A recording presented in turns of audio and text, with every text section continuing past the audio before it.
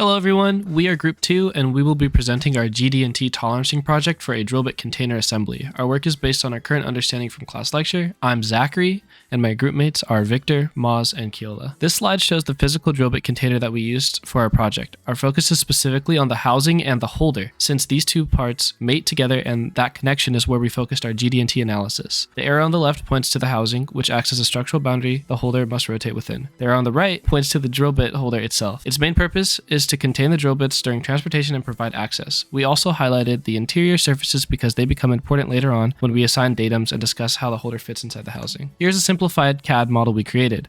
The arrow pointing to the added profile feature shows a surface that matters for ensuring the holder rotates without interference. Based on what we learned in lecture, profile controls can support this kind of functional requirement. The different views here help show the relationship between the pin and hole interface. This is relevant because later slides assign datums A, B, and C and apply position and profile controls to the same areas. This animation is meant to illustrate how the holder rotates inside the housing. The drill bits are shown only for visual context. They are not part of our tolerancing. Hey guys, my name is Victor. This is the slide that shows a drill bit container. We use datum A, B, and C to keep everything lined up. A sets the direction of the hole. B keeps the hole parallel to the correct face. C sets the side position. Using these data, make sure the hole on this part match the hole on the main container so the pin fits and the tray rotates smoothly. Hello everyone, my name is Keola, and the second component that we will be looking at is the main container. There are three important datums: datum A referencing the back of the container, datum B referencing the side, and datum C referencing the lower inside part of the container. A has a flatness call ensuring the base is flat,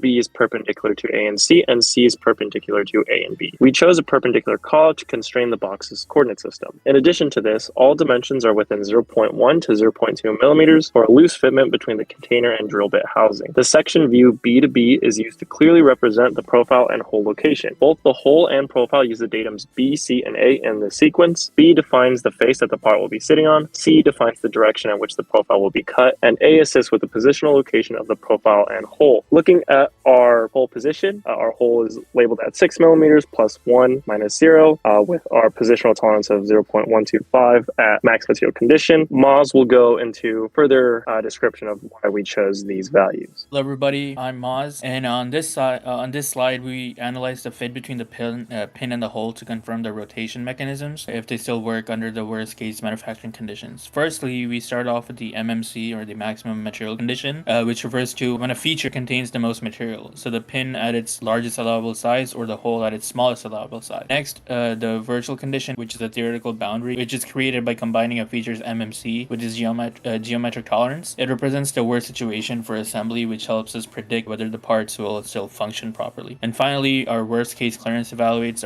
both their mating features under their most extreme limits to see if they still fit together. After calculating the virtual condition for the hole and the pin, we get a 0.05 millimeter clearance at worst case. This confirms we can still achieve a smooth sliding fit, meaning the pin can rotate reliably even with variation in manufacturing.